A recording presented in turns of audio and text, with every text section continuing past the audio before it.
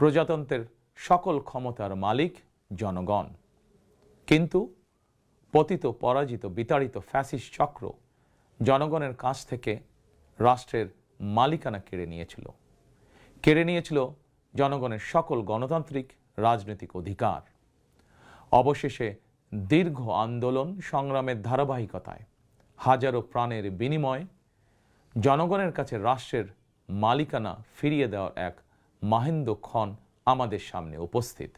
আগামী 12ই ফেব্রুয়ারি অনুষ্ঠিত হতে যাচ্ছে গণতান্ত্রিকামী জনগণের বহুল আকাঙ্ক্ষিত জাতীয় নির্বাচন।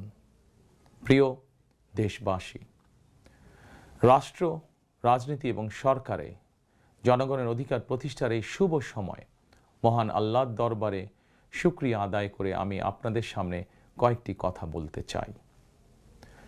গণতান্ত্রিকামী জনগণের সামনে এমন একটি শুভ সময় হঠাৎ করেই আসেনি। এর জন্য বাংলাদেশ জাতীয়তাবাদী দল বিএনপি সহ গণতন্ত্রের পক্ষের সকল রাজনৈতিক দল এবং গণতান্ত্রিকামী জনগণকে দীর্ঘ 1.5 দশকেরও বেশি সময় ধরে আন্দোলন সংগ্রাম করতে হয়েছে। ফ্যাসিবাদ বিরোধী এই ধারাবাহিক আন্দোলনে হাজার হাজার মানুষকে গুম, খুন, অপহরণ করা হয়েছিল। আয়নাঘর নামক এক বর্বর বন্দিখানা যেন হয়ে উঠেছিল জ্যান্ত মানুষের কবরস্থান। শুধুমাত্র 2024 সালে ছাত্র জনতার ঐতিহাসিক গণ অভ্যুত্থানেই 14 শতাধিক মানুষকে হত্যা করা হয়েছে। আহত হয়েছেন কমপক্ষে 30,000 মানুষ। বাংলাদেশের জন্মযুদ্ধ থেকে আজ পর্যন্ত দেশে গণতন্ত্র এবং মানুষের অধিকার প্রতিষ্ঠার জন্য বিভিন্ন সময় যারা শহীদ হয়েছেন তাদের মাগফিরাত কামনা করছি। যারা আহত হয়েছেন তাদের প্রতি জানাই গভীর সহানুভূতি এবং সহমর্মিতা। হতাহতদের শোক সন্তপ্ত পরিবারের প্রতি জানাই গভীর সমবেদনা।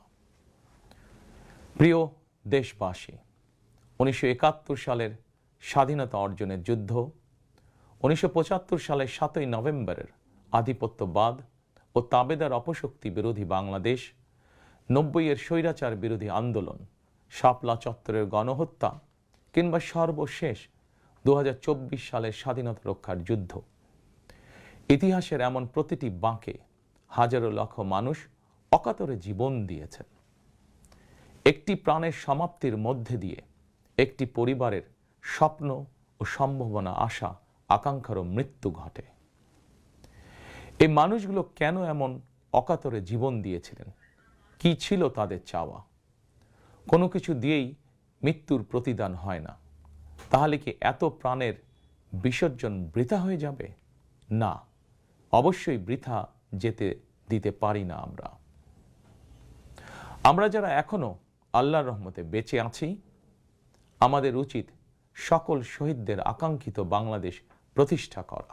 একটি ন্যায়ভিত্তিক, মানবিক, নিরাপদ, গণতান্ত্রিক বাংলাদেশ প্রতিষ্ঠার মাধ্যমে আমরা দেশ এবং জনগণের জন্য উৎসর্গকৃত সকল প্রাণের প্রতিদান দেবার চেষ্টা করতে পারি। প্রিয় দেশবাসী, বাংলাদেশ প্রায় 20 কোটি মানুষের জনবহুল দেশ। দেশের মোট জনশক্তির অর্ধেকের বেশি নারী। জনসংখ্যার 4 কোটির বেশি তারুণ্য, 5 কোটির বেশি শিশু, 40 লাখের বেশি প্রতিবন্ধী মানুষ, কোটি কোটি শ্রমিক, কৃষক।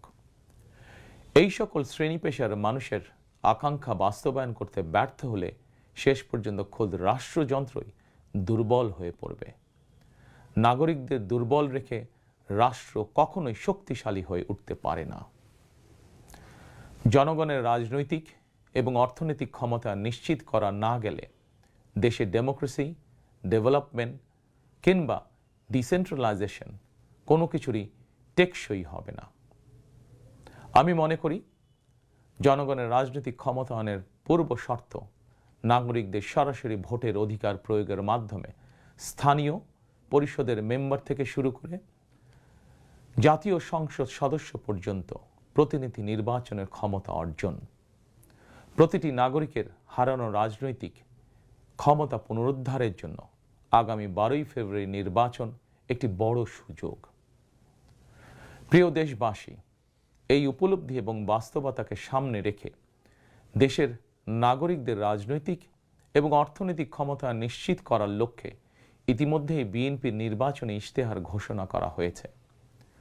প্রতিটি সেক্টর এবং প্রতিটি শ্রেণী পেশার মানুষকে লক্ষ্য করে একটি স্বনির্ভর বাংলাদেশ বিনির্মাণের জন্য আমরা আমাদের পরিকল্পনা সাজিয়েছি। বর্তমান প্রজন্মের সামাজিক, অর্থনৈতিক, রাজনৈতিক অধিকার পুনর্বহাল এবং ভবিষ্যৎ প্রজন্মের জন্য একটি নিরাপদ মানবিক বাংলাদেশ প্রতিষ্ঠার লক্ষ্য নিয়েই চূড়ান্ত করা হয়েছে বিএনপির সকল পরিকল্পনা। বিশেষ করে দেশের সকল তরুণ তরুণী, বেকার জনগোষ্ঠী এবং নারীদের জন্য দেশে বিদেশে কর্মসংস্থান এবং কর্ম পরিবেশ নিশ্চিত করাই এবার বিএনপির প্রথম এবং প্রধান অগ্রাধিকার। আমি ইশতেহারে উল্লেখিত কয়েকটি বিষয় খুব সংক্ষিপ্তভাবে আজ আবারও দেশবাসীর সামনে তুলে ধরতে চাই। প্রিয় দেশবাসী, বেকার সমস্যা নিরসনের লক্ষ্যে ব্যাংক, বিমা, পুঁজিবাজার সহ দেশের অর্থনৈতিক খাতের সার্বিক সংস্কার, অঞ্চল ভিত্তিক অর্থনীতিকে চাঙা করা এবং শিল্প ও বাণিজ্যে দেশি বিদেশি বিনিয়োগ বৃদ্ধির মাধ্যমে দেশে বিদেশে 1 কোটি কর্মসংস্থান তৈরির লক্ষ্যমাত্রা নির্ধারণ করা হয়েছে। এভাবে পর্যায়ক্রমিকভাবে 1 কোটি কর্মসংস্থান তৈরির লক্ষ্যমাত্রা অর্জনের জন্য কয়েকটি সেক্টরকে বিশেষভাবে চিহ্নিত করে নতুন কর্মসংস্থান তৈরির উপায় এবং কর্মকৌশল নির্ধারণ করা হয়েছে। এরই অংশ হিসাবে দেশব্যাপী কারিগরি এবং ব্যবহারিক শিক্ষা প্রদানের মাধ্যমে বেকার জনগোষ্ঠীকে দক্ষ জনশক্তিতে রূপান্তরিত করা হবে। কলেজ, মাদ্রাসা, বিশ্ববিদ্যালয় বিনামূল্যে স্কিলস ডেভেলপমেন্ট, ফ্রিল্যান্সিং এবং আউটসোর্সিং প্রশিক্ষণ প্রদান করা হবে, যাতে করে বেকার যুবক কিংবা তরুণ তরুণীরা দেশে বিদেশে উচ্চ বেতনের চাকরির জন্য প্রস্তুত হয়ে সরাসরি কর্মক্ষেত্রে কর্মসংস্থানে যুক্ত হতে পারেন। প্রতিটি অঞ্চল ভিত্তিক স্থানীয়ভাবে বিখ্যাত এবং ঐতিহ্যবাহী পণ্যের উৎপাদন এবং বাজারজাতকরণের জন্য বিশেষ উদ্যোগ নেওয়ার প্রস্তুতি রয়েছে।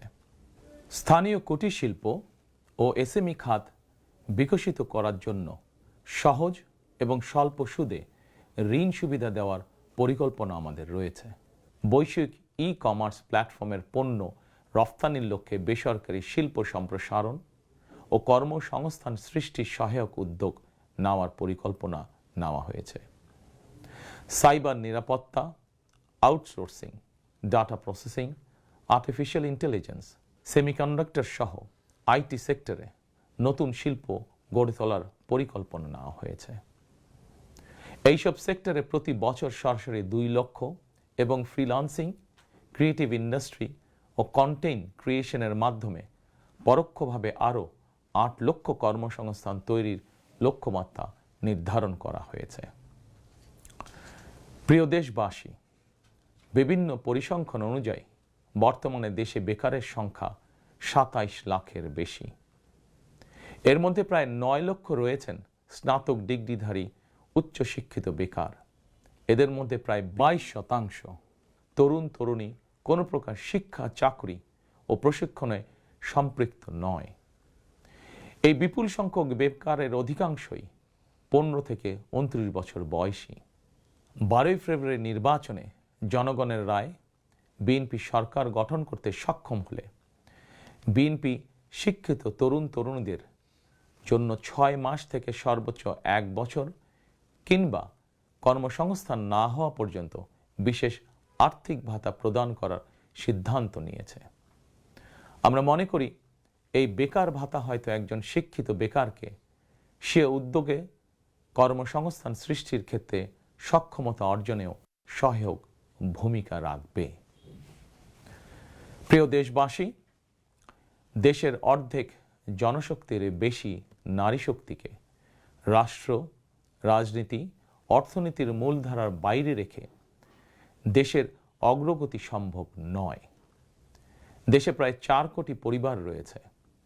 যদি আপনারা বিএনপিকে রাষ্ট্র পরিচালনার দায়িত্ব দেন, তাহলে আমরা এবার প্রথমবারের মতন দেশে প্রতিটি পরিবারের জন্য ফ্যামিলি কার্ড ইস্যু করার চূড়ান্ত সিদ্ধান্ত নিয়েছি।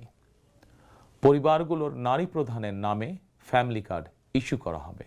তবে প্রথম পর্যায়ে অর্থনৈতিকভাবে পিছিয়ে থাকা প্রান্তিক এবং নিম্ন আয়ের পরিবারকে সুরক্ষা দিতে ফ্যামিলি কার্ডে প্রতি মাসে 2,500 টাকা কিংবা সমমূল্যে নিত্য প্রয়োজনীয় খাদ্য সহায়তা দেওয়া হবে। ফ্যামিলি কার্ডের মাধ্যমে আর্থিক সহযোগিতার পরিমাণ, প্রয়োজন এবং বাস্তবতার নিরিখে পর্যায়ক্রমে বাড়ানো হবে। ফ্যামিলি কার্ডটিকে আমরা নারীর অর্থনৈতিক ক্ষমতায়নের প্রতীক হিসাবে মনে করি। প্রিয় ভাই ও বোনেরা, দেশনেত্রী মরহুমা বেগম খালেদা জিয়া নারী শিক্ষার উন্নয়নে দেশে স্নাতকোত্তর পর্যন্ত বিনা বেতনে শিক্ষার সুযোগ চালু করেছিলেন। আপনারা বিএনপিকে আবারও রাষ্ট্র পরিচালনার দায়িত্ব দিলে নারীদের বিনা বেতন শিক্ষা গ্রহণের সুবিধা অব্যাহত রাখার পাশাপাশি নীতি নির্ধারণে নারীর অংশগ্রহণ ও ভূমিকা বাড়ানো হবে। নারী উদ্যোক্তাদের আর্থিক ও দক্ষতা উন্নয়নে বিশেষ সহায়তা প্রদানের পাশাপাশি আনুষ্ঠানিক খাতে নারী কর্মসংস্থান বৃদ্ধি করার পরিকল্পনা আমাদের রয়েছে। উপজেলা পর্যায়ে বিশেষায়িত নারী কল্যাণ কেন্দ্র প্রতিষ্ঠা করার পরিকল্পনা আমাদের রয়েছে। স্বাচ্ছন্দ্যে চলাফেরা নিশ্চিত করতে শুধুমাত্র নারীদের জন্য বিশেষায়িত ইলেকট্রিক পরিবহন চালু করা হবে। কর্মপরিবেশ নিশ্চিত করতে কর্মস্থলে ডে কেয়ার ও ব্রেস্টফিডিং কর্নার স্থাপন করা হবে। এছাড়া বিশেষ করে রাজধানী ঢাকা সহ বিভাগীয় শহরগুলোতে কয়েকটি নির্দিষ্ট স্থানে হাইজিনিক বাথরুম নির্মাণের পরিকল্পনা আমাদের রয়েছে। আমাদের সমাজের নারীরা নানাভাবে হয়রানি এবং সহিংসতার শিকার হন। বর্তমান সময়ে নারীর প্রতি সাইবার বুলিং উদ্বেগজনক রূপ নিয়েছে। বুলিং সহ নারীর প্রতি যে কোনো ধরনের সহিংসতা বন্ধে কঠোর আইন প্রয়োগের পরিকল্পনা এবং সিদ্ধান্ত আমাদের রয়েছে। নারী নির্যাতন ও ধর্ষণের বিরুদ্ধে দৃষ্টান্তমূলক শাস্তি নিশ্চিত অবশ্যই ইনশাআল্লাহ করা হবে। প্রিয় দেশবাসী, সময়ের সাথে সাথে অর্থনীতির নানা খাত বাড়লেও দেশের অর্থনীতি এখনো মূলত কৃষি নির্ভর। বিএনপি বিশ্বাস করে কৃষকের স্বার্থ রক্ষার অর্থ দেশের স্বার্থ রক্ষা। এজন্যই আমরা বলি, বাঁচলে কৃষক বাঁচবে দেশ। এই উপলব্ধি থেকেই আমরা কৃষকদের স্বার্থ রক্ষার জন্য কৃষকদের জন্য ফার্মার্স কার্ড ইস্যুর উদ্যোগ নিয়েছি। এই কার্ডের মাধ্যমে কৃষক একদিকে কৃষি সংক্রান্ত হালনাগাদ তথ্য পাবেন, অপরদিকে সরকারের কাছ থেকে পাবেন আর্থিক এবং অন্যান্য প্রয়োজনীয় সহযোগিতা। দেশে কোটি কোটি কৃষক শ্রমিক রয়েছেন, অধিকাংশই কর্মক্ষম। কর্মক্ষম কৃষকদের জন্য একদিকে যেরকম কর্মসংস্থান প্রয়োজন, অপরদিকে প্রয়োজন তাদের শ্রমের ন্যায্য মজুরি এবং নিরাপদ কর্মপরিবেশ। আমরা মনে করি কর্মক্ষম এই জনশক্তির শ্রমই হতে পারে বাংলাদেশকে পুনরায় স্বনির্ভর ও সমৃদ্ধ বাংলাদেশে রূপান্তরের চাবিকাঠি। এ কারণেই আমরা বলি, করব কাজ, গড়ব দেশ, সবার আগে বাংলাদেশ। তাই আমরা আমাদের কর্ম পরিকল্পনায় কৃষকদের স্বার্থ রক্ষায় সর্বাধিক গুরুত্ব দিয়েছি। প্রিয় দেশবাসী, আমাদের জনসংখ্যার একটি বিপুল অংশ স্কুল, কলেজ, মাদ্রাসা এবং বিশ্ববিদ্যালয় শিক্ষার্থী। জ্ঞান, বিজ্ঞান আর তথ্য প্রযুক্তির এই বিকাশমান বিশ্বে বাংলাদেশের কোটি কোটি শিক্ষার্থী, এইসব তরুণ তরুণীরাই বদলে দিবে আগামীর বাংলাদেশ। তবে একাডেমিক শিক্ষার স্তরের সর্বোচ্চ ধাপে পৌঁছার এই যাত্রা পথে লক্ষ লক্ষ শিক্ষার্থী কিন্তু বিভিন্ন পর্যায়ে ড্রপ আউট হয়ে যান। নানা বাস্তবতায় ড্রপ আউট হয়ে যাওয়া শিক্ষার্থীদের তালিকায় বিশ্বের যে কয়েকটি দেশ শীর্ষস্থানে রয়েছে, বাংলাদেশ তার অন্যতম। একজন শিক্ষার্থী শিক্ষা স্তরের যে কোনো পর্যায়ে ড্রপ আউট হওয়ার পর তাদেরকে যেন বেকার জীবন কাটাতে না হয়, সেজন্য হাই স্কুল পর্যায় থেকে আমরা শিক্ষা কারিকুলামে কারিগরি এবং ব্যবহারিক অর্থাৎ টেকনিক্যাল এবং ভোকেশনাল শিক্ষাকে আবশ্যকীয় করার প্রস্তুতি এবং পরিকল্পনা নিয়ে রেখেছি। একই সঙ্গে দেশের জনশক্তিকে জনসম্পদে রূপান্তর করতে বাংলা এবং ইংরেজির পাশাপাশি হাই স্কুল পর্যায় থেকে সিলেবাসে তৃতীয় আরেকটি ভাষা শিক্ষার ব্যবস্থা রাখার সিদ্ধান্ত এবং পরিকল্পনা আমরা গ্রহণ করেছি। আমরা মনে করি একজন ব্যক্তির একাধিক ভাষা জ্ঞান থাকলে বিশ্বের যে কোনো দেশেই কর্মসংস্থানের অভাব হবে না। বৈশ্বিক চ্যালেঞ্জ মোকাবেলা করে একজন শিক্ষার্থী যাতে যোগ্যতম হিসেবে এগিয়ে যেতে পারেন, সেই চিন্তাকে সামনে রেখেই আমরা শিক্ষা বিশেষজ্ঞদের গবেষণা এবং সুপারিশের ভিত্তিতে শিক্ষা কারিকুলাম পরিমার্জনের পরিকল্পনাও চূড়ান্ত করেছি। আমরা শিক্ষা কারিকুলাম এমনভাবে ঢেলে সাজানোর প্রস্তুতি নিয়েছি যাতে সকল শিক্ষার্থী শিক্ষা স্তরের প্রতিটি ধাপে একাডেমিক জ্ঞানের পাশাপাশি একটি বিশেষ কারিগরি ব্যবহারিক শিক্ষার দক্ষতাও অর্জন করতে সক্ষম হন। প্রিয় দেশবাসী, আমরা রিজিকে বিশ্বাস করি এবং সাধারণত আমরা রিজিক বলতে খাওয়া দাওয়া কিংবা অর্থ সম্পদকে বুঝি। তবে ধর্মীয় দৃষ্টিতে রিজিকের একাধিক স্তর রয়েছে। সবচেয়ে গুরুত্বপূর্ণ একটি স্তর হচ্ছে মানুষের শারীরিক ও মানসিক সুস্থতা। শারীরিক ও মানসিক সুস্থতার জন্য আমরা জনগণের স্বাস্থ্য সেবা নিশ্চিত করার কার্যকর উদ্যোগ এবং পরিকল্পনা গ্রহণ করেছি। জনগণের দৌড়গোড়ায় চিকিৎসা সেবা পৌঁছে দিতে prevention is better then cure, অর্থাৎ প্রতিকারের চেয়ে প্রতিরোধী উত্তম, আমরা এই নীতিতে প্রবর্তন করতে চাই। এই লক্ষ্যে আমরা প্রাথমিক স্বাস্থ্য ও চিকিৎসা কোর্স সম্পন্ন করিয়ে সারা দেশে 1 লক্ষ হেলথ কেয়ার নিয়োগ দেওয়ার পরিকল্পনা গ্রহণ করেছি। নিয়োগ পাওয়া হেলথ কেয়ারদের শতকরা 80% হবেন নারী সদস্য। প্রতিটি ইউনিয়ন পর্যায়ে নিয়োগ পাওয়া হেলথ কেয়ারগণ মানুষের দৌড়গোড়ায় যাবেন এবং তাদেরকে প্রাথমিক চিকিৎসা ও পরামর্শ দেবেন। আমরা মনে করি কোনো রোগ প্রতিরোধের ব্যাপারে প্রাথমিক পর্যায়ে সঠিক পরামর্শ পেলে অনেক রোগী শুরুতেই নিরাময় করা সম্ভব হয়ে ওঠে। প্রিয় দেশবাসী, বিজ্ঞান ও তথ্য প্রযুক্তির বর্তমান বিশ্ব আরও এক ধাপ এগিয়ে এখন কৃত্রিম বুদ্ধিমত্তার যুগে প্রবেশ করেছে। চাইলেও কারো পক্ষে এর প্রভাব থেকে মুক্ত থাকা সম্ভব নয়। রাজনীতি, রাষ্ট্রনীতি, অর্থনীতি সবকিছুই এখন তথ্য প্রযুক্তিকে ঘিরেই আবর্তিত হচ্ছে। সুতরাং তথ্য প্রযুক্তির বিশ্ব শাসন করার মতন মেধা, যোগ্যতা, জ্ঞানে, বিজ্ঞানে আমাদের তরুণ সমাজ সমৃদ্ধ না হতে পারলে ভবিষ্যতের চ্যালেঞ্জ মোকাবেলা আমাদের পক্ষে অসম্ভব হয়ে পড়বে। এই চ্যালেঞ্জ মোকাবেলায় রাষ্ট্রীয় নীতি কী হবে, বিএনপি ইতিমধ্যেই সেই সব কার্যক্রম চূড়ান্ত করেছে। আইসিটিকে দেশের অন্যতম থ্রাস্ট সেক্টর হিসেবে চিহ্নিত করে ফ্রিল্যান্সিং এবং আউটসোর্সিং সহ তথ্য প্রযুক্তি খাতকে রাষ্ট্রীয়ভাবে সহযোগিতা করার নীতিমালা চূড়ান্ত করেছে বিএনপি। প্রিয় দেশবাসী, আপনারা জানেন সকল বাধা উপেক্ষা করে 2023 সালে ফ্যাসিবাদী শাসন আমলেই বিএনপি রাষ্ট্র মেরামতের 31 দফা উপস্থাপন করেছিল।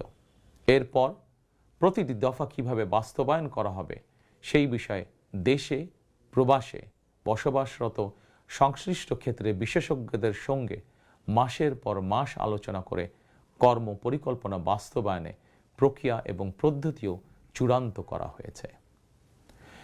প্রতিটি দফা বাস্তবায়নে ব্যয় নির্বাহের খাতও যথাযথভাবে চূড়ান্ত করা হয়েছে।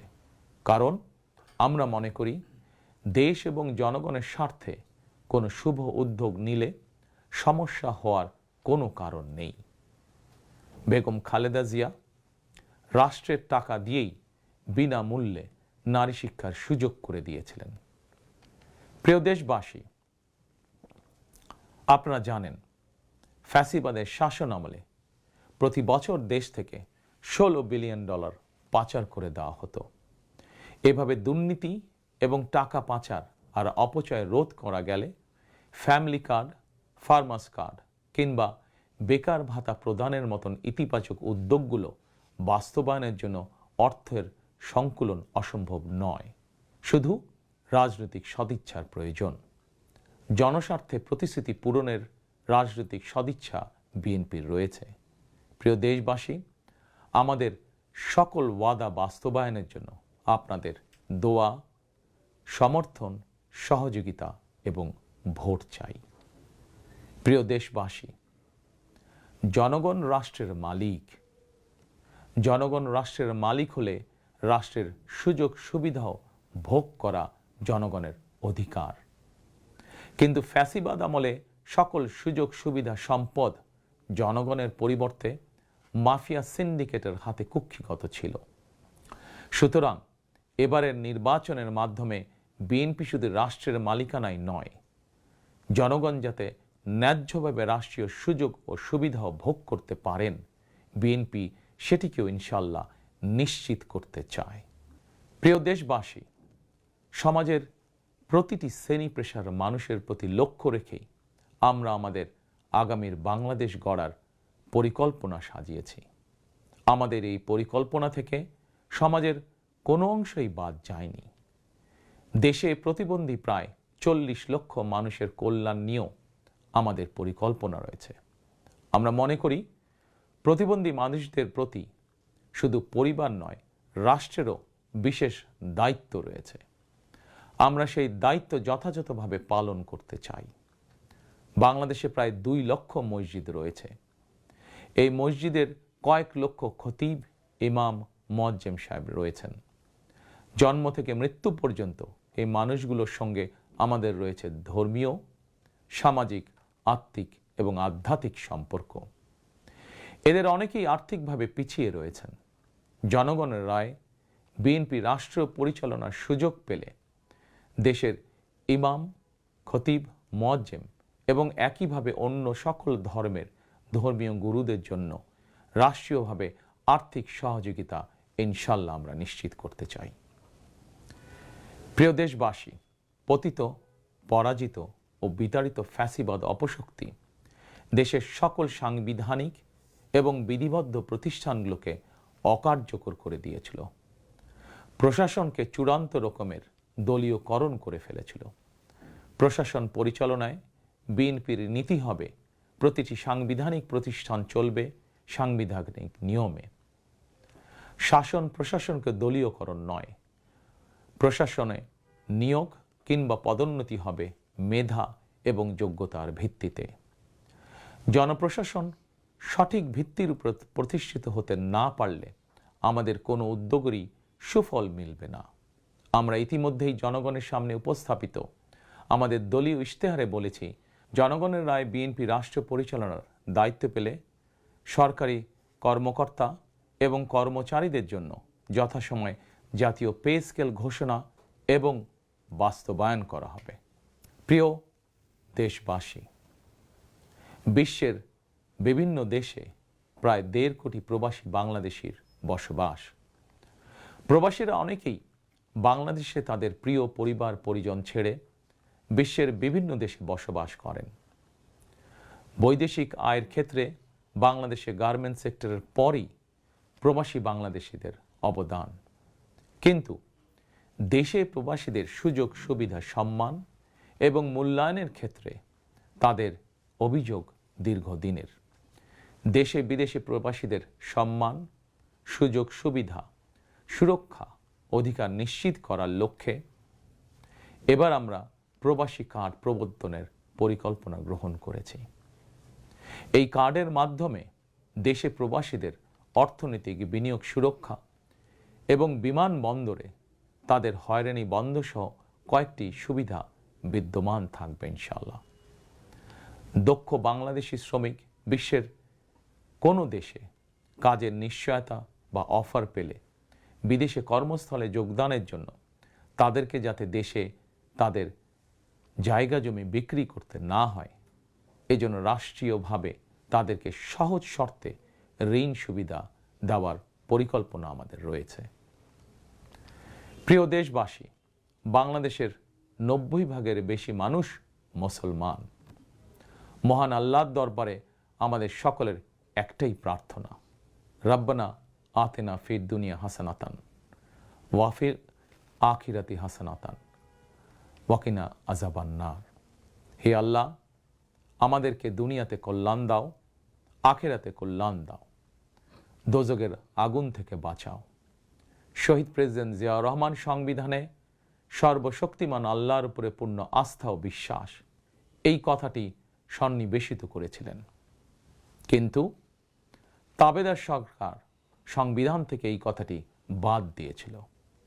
আল্লাহর রহমতে আগামী 12ই ফেব্রুয়ারি নির্বাচনে জনগণের রায় বিএনপি পুনরায় রাষ্ট্র পরিচালনার দায়িত্ব পেলে সর্বশক্তিমান আল্লাহর উপর পূর্ণ আস্থা ও বিশ্বাস, এই কথাটি সংবিধানে পুনরায় সন্নিবেশিত করা হবে ইনশাআল্লাহ।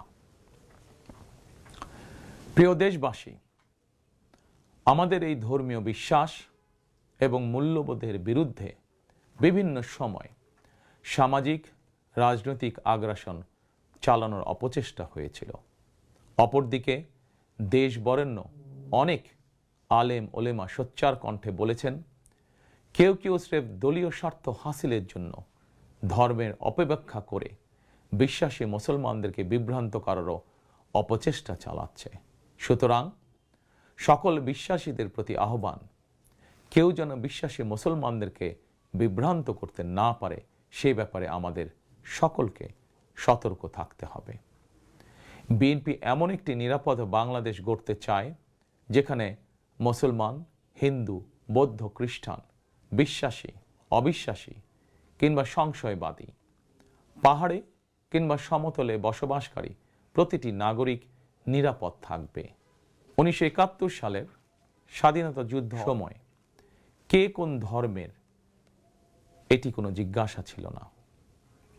2024 সালের স্বাধীনতা রক্ষার যুদ্ধেও কে কোন ধর্মের, কার কি ধর্মীয় পরিচয়, এটি কোনো জিজ্ঞাসা ছিল না।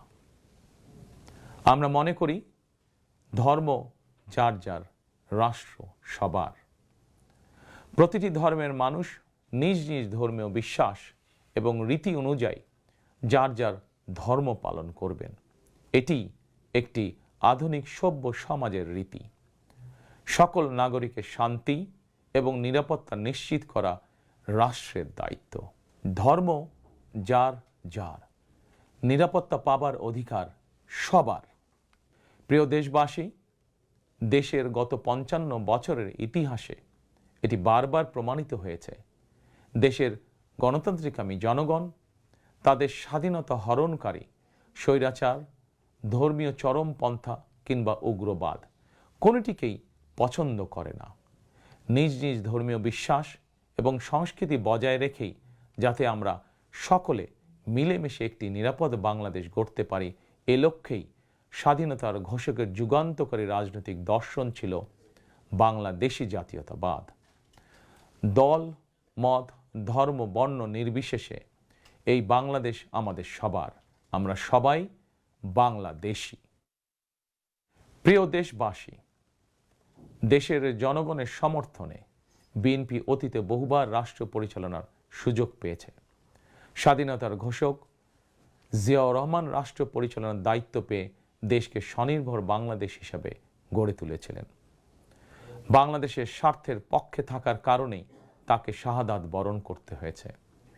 আমার মা মরহুমা বেগম খালেদা জিয়া, যাকে বাংলাদেশের জনগণ অর্থাৎ আপনারাই দেশনেত্রী উপাধি দিয়েছিলেন, তিনি কখনোই আপনাদের সম্মানের অমর্যাদা করেননি। জীবনের শেষ বয়সে এসেও তিনি জেল জুলুম বরণ করেছেন, কিন্তু বাংলাদেশের স্বার্থের সঙ্গে আপোষ করেননি। সন্তান হিসাবে আমি জানি তার কাছে অনেক প্রস্তাব এসেছিল। তিনি চাইলেই সেই প্রস্তাব গ্রহণ করে জেল জুলুম এড়িয়ে বিদেশে চলে যেতে পারতেন, কিন্তু তার হৃদয় জুড়ে ছিল বাংলাদেশ। দেশের স্বাধীনতা প্রিয় গণতান্ত্রিক জনগণের বিশ্বাস ছিল খালেদা জিয়া জালিমের কারাগারে থাকলেও তিনি তাবেদার অপশক্তির ভয়ের কারণ। খালেদা জিয়াও জনগণের বিশ্বাস এবং ভালোবাসার মর্যাদা দিয়েছিলেন। তিনি দেশেই থেকেছিলেন শেষ দিন পর্যন্ত। প্রিয় দেশবাসী, ফ্যাসিবাদ মুক্ত বাংলাদেশে আপসীন নেত্রী বেগম খালেদা জিয়া দেশে পুনরায় গণতন্ত্রকে প্রাতিষ্ঠানিক রূপ দিতে চেয়েছিলেন, জনগণের অধিকার প্রতিষ্ঠা করতে চেয়েছিলেন। দেশের স্বাধীনতা প্রিয় গণতান্ত্রিকামী জনগণের সামনে খালেদা জিয়ার আকাঙ্ক্ষা পূরণের সেই সময় উপস্থিত। আগামী 12ই ফেব্রুয়ারি রাষ্ট্র ও সরকারের জনগণের অধিকার প্রতিষ্ঠার দিন। দেশনেত্রী খালেদা জিয়া জনগণের চূড়ান্ত বিজয় দেখে যেতে পারেননি। প্রিয় দেশবাসী, সারা দেশের সকল ছাত্র জনতা, কৃষক, শ্রমিক, রিক্সা চালক, গার্মেন্টস কর্মী, ফুটপাতের হকার থেকে শুরু করে শিক্ষক, সাংবাদিক, শিল্পী, বুদ্ধিজীবী, পেশাজীবী, শ্রমজীবী, সরকারি বেসরকারি চাকরিজীবী, ব্যবসায়ী কিংবা শিল্প উদ্যোক্তা এবং দেশের সকল মায়েরা, বোনেরা, সবার কাছে আমার বিনীত আবেদন, আপনারা যারা শহীদ জিয়াকে ভালোবাসেন, দেশনেত্রী বেগম খালেদা জিয়াকে ভালোবাসেন, স্বাধীনতা ও গণতন্ত্রকে ভালোবাসেন, আগামী 12ই ফেব্রুয়ারি জাতীয় নির্বাচনে আপনারা ধানের শীষকে বিজয় করুন। ধানের শীষের বিজয়ের অর্থ বাংলাদেশের বিজয়। ধানের শীষের বিজয়ের অর্থ স্বাধীন, সার্বভৌম, তাবেদার মুক্ত বাংলাদেশ। প্রিয় দেশবাসী, শহীদ জিয়া আর দেশনেত্রী বেগম খালেদা জিয়ার সাফল্য যাত্রা অব্যাহত রাখতে আমি আমার দলের নেতাকর্মীদেরকে সঙ্গে নিয়ে বিএনপির রাজনৈতিক, সামাজিক, অর্থনৈতিক কর্মসূচিগুলো বাস্তবায়নের জন্য দীর্ঘদিন থেকে হাতে কলমে প্রস্তুতি নিয়েছি। 2001 সালে যখন আপনাদের সমর্থনে বিএনপি রাষ্ট্র পরিচালনার দায়িত্ব পালন করেছিল, আমি তখন সরকারের অংশ হইনি। তবে বিএনপির একজন কর্মী হিসাবে সারা দেশে প্রতিটি জেলা, উপজেলা, গ্রাম, নগর, বন্দরে ঘুরেছি। আপনাদের স্থানীয় সমস্যাগুলো, সম্ভাবনাগুলো জানার, বোঝার চেষ্টা করেছি। পরিস্থিতির কারণে বিদেশে থাকতে বাধ্য হলেও হৃদয়, মন, সত্তা জুড়ে ছিল বাংলাদেশ, বাংলাদেশের জনগণ। আমি তাই বিদেশে অবস্থানকালীন সময়েও দেশের প্রতিটি এলাকায় আপনাদের সঙ্গে যোগাযোগ রাখার চেষ্টা করেছি। বিদেশ থেকে দেশে ফিরেও আমি আবারও এই স্বল্প সময় যতটুকু সম্ভব আপনাদের কাছে ছুটে গিয়েছি। আমি আপনাদের ভালোবাসা পেয়েছি, বিএনপির প্রতি আপনাদের আবেগ এবং ভালোবাসা উপলব্ধি করেছি। প্রিয় দেশবাসী, 12ই ফেব্রুয়ারি বিএনপির প্রতি আবারও আপনাদের ভালোবাসা প্রকাশের দিন। অতীতে আপনাদের সমর্থনে বিএনপি একাধিকবার রাষ্ট্র পরিচালনার দায়িত্ব পালন করেছে।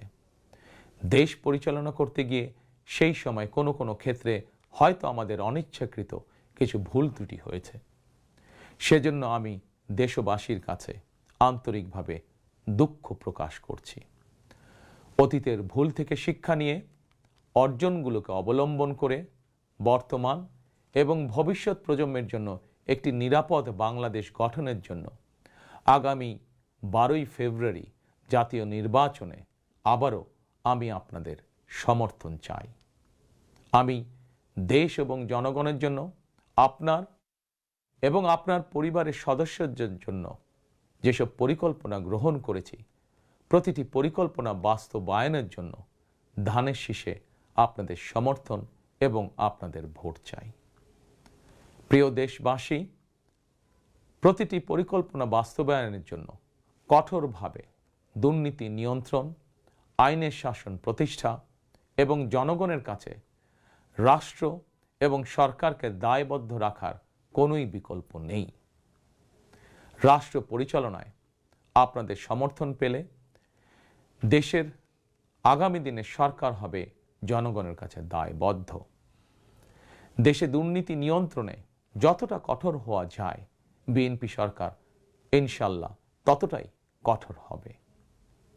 দেশে পুনরায় আইনের শাসন প্রতিষ্ঠিত হবে ইনশাল্লাহ। দেশবাসীর কাছে এটি আমার অঙ্গীকার, বিএনপির অঙ্গীকার। আপনাদের কাছে আমার অঙ্গীকারের কারণ আপনারাই বিএনপির সকল রাজনৈতিক ক্ষমতার উৎস। প্রিয় দেশবাসী, ফ্যাসিবাদ আমলে 2024 সালের 7ই জানুয়ারি তথাকথিত ডামি নির্বাচনে আমি আপনাদের প্রতি আহ্বান জানিয়ে বলেছিলাম 7ই জানুয়ারি সারাদিন পরিবারকে সময় দিন। বর্তমানে ফ্যাসিবাদ মুক্ত বাংলাদেশে অনুষ্ঠিত জাতীয় নির্বাচনে এবার দেশবাসীর প্রতি আমার আহ্বান, আপনাদের প্রতি আমার বিনীত আবেদন, 12ই ফেব্রুয়ারি সারাদিন ধানের শীষে ভোট দিন। তারুণ্যের প্রথম ভোট ধানের শীষের জন্য হোক। প্রিয় দেশবাসী, গণতন্ত্রকামী প্রিয় ভাই ও বোনেরা, 12ই ফেব্রুয়ারি আপনারা ধানের শীষের প্রার্থীদের দায়িত্ব নিন। 13 তারিখ থেকে আপনাদের নির্বাচিত এমপিরা আপনাদের দায়িত্ব নেবে।